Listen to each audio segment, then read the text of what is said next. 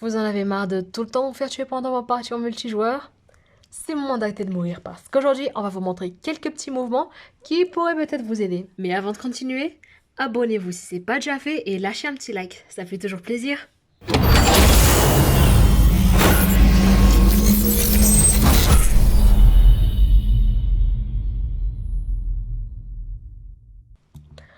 Le déplacement en zigzag. Qu'importe le nombre d'obstacles sur une map, qu'il y en ait ou pas, il vous faut éviter de courir tout droit. Il est toujours mieux de se déplacer en zigzag face à un ennemi. En bougeant ainsi, il sera un peu plus difficile de vous atteindre. Nos amis à fusil à pompe et en arme corps à corps ne le nieront pas. Le jump et le slide. Lorsque vous sortez de derrière un mur ou quand vous entrez dans une pièce avec de potentiels campeurs, vous ne devriez pas juste avancer ou courir. Par contre, vous pouvez sauter. Comme ça, si les viseurs ennemis sont braqués vers la poitrine ou la tête, les balles n'atteindront que les jambes.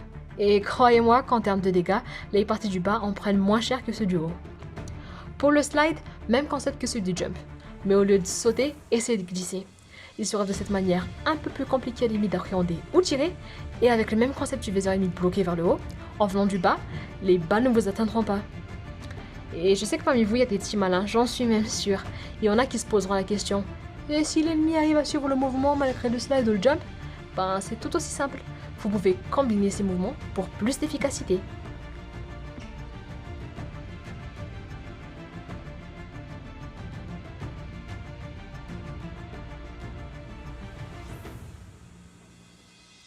Les drop shots et les jump shots.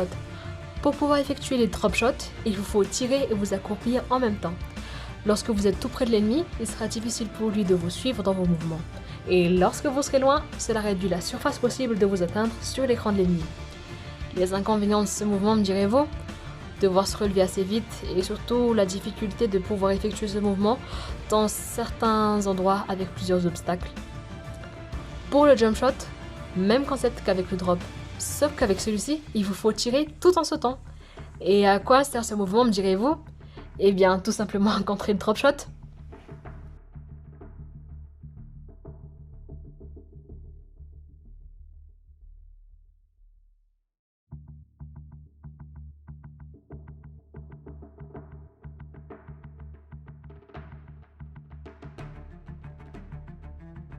Et enfin, tous les mouvements et déplacements que nous vous avons donnés peuvent s'effectuer ensemble ou séparément. Vous pourrez aussi incorporer ces styles de mouvements à votre style de jeu pour faire de vous un joueur invincible. Merci d'avoir regardé la vidéo, abonnez-vous à notre page et à notre chaîne pour nous aider à faire plus de contenu.